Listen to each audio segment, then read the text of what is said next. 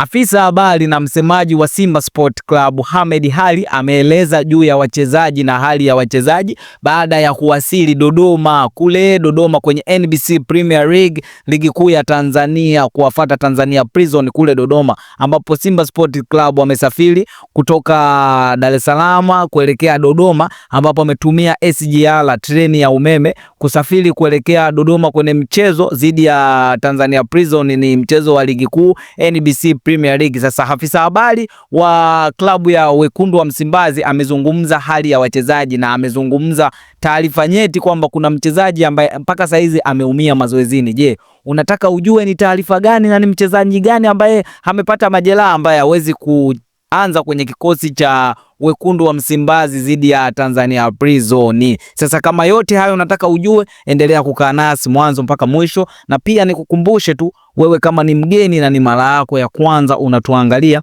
hakikisha umesubscribe na kubonyeza alama ya kengele ili uwe mtu wa kwanza kupata video kutoka kwetu, kwani kwa kufanya hivyo unakuwa umejiunga na familia hii ya michezo. So kama wewe mwana michezo na unapenda burudani, hakikisha umesubscribe, wakati wako ndo huu, ili kuendelea kupata update kali kutoka kwetu. Na tunafahamu kuna mchezo wa NBC Premier League ambao unataraji kupigwa hapo kesho baada ya Simba Sport Club kuwasili kutoka Dar es Salaam, ambapo nyuma kidogo Simba waliibuka na ushindi wa goli 3-0 kwenye CRDB Federation Cup. Hivyo basi Simba ikawalazimu wasafiri kutoka Dar es Salaam kuelekea Dodoma kuifuata Tanzania Prison kwenye mchezo wa ligi kuu NBC Premier League. Na afisa habari Ahmed Ally amezungumza kwamba mchezo huo ni muhimu sana kwao, kwani ukianza kuangalia wanahitaji nafasi za juu na top 3 pale juu kwenye msimamo wa ligi kuu NBC Premier League. Hivyo kivyovyote vile,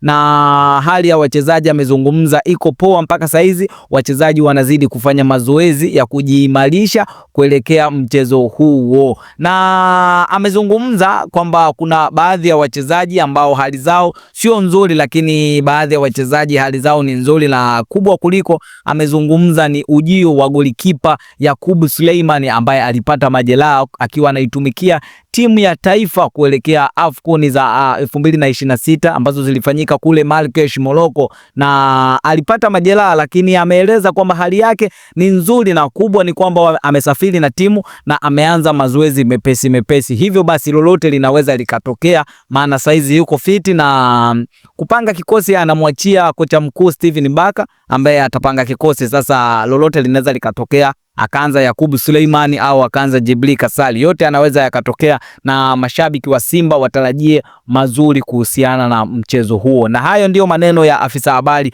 wa Simba Sports Club. Sasa tunarudi kwako wewe shabiki, baada ya kuona Simba wamesafiri kutoka